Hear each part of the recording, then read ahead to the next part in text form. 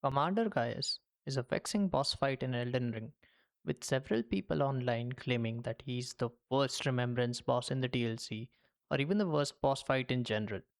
However, he is also someone most people tend to fight because beating Gaius gives you access to 5 statutory fragments. Just wanted to add that he also gives access to one of the best weapons the sword lands and a really good Ash of War as well. I can certainly say that after understanding the flow of the boss fight, I find him to be a very fun boss. This video has two purposes. The first is to serve as a guide on how to beat and even no hit this boss, and the second is to make an argument for this boss actually being good, except for the one move, of course. So, without any further ado, let's start this guide. First and foremost, you can totally beat him without being overpowered.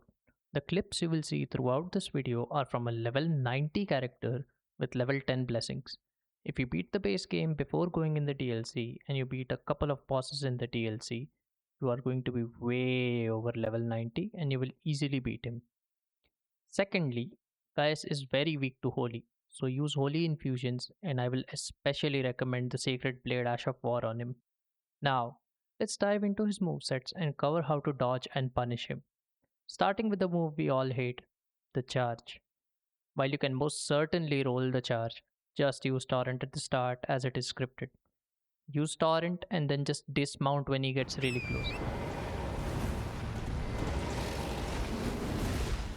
Gaius can also perform this charge in the middle of the fight, but I find that one to be fairly consistent to dodge. After the charge, let's discover what else the Hawk can do. The Hawk can also kick you if you are behind him. You can either roll this move or strafe it.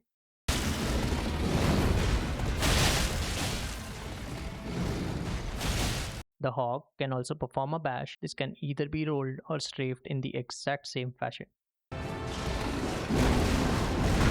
The Hawk can also use his head, and these moves also can be simply rolled. Gaius has some gravity moves like this rock summoning move. This can easily be rolled once. Gaius can also do this gravity thrust with his lance. Try to roll backwards and position yourself close to him for a free punish. Now, let's get into more of the lance moveset. If you are on the right, you can perform a poke with the lance. Just one simple roll is enough and you can perform a light punish. If you are to the left, he will do the following moves. If he starts swinging his lance, roll the first two moves and then he will follow up with a thrust. You can get one light attack in before rolling the thrust.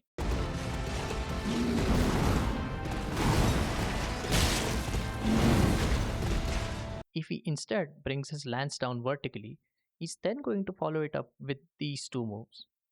You can jump the first one, get an attack mid-air, and then simply run back to dodge.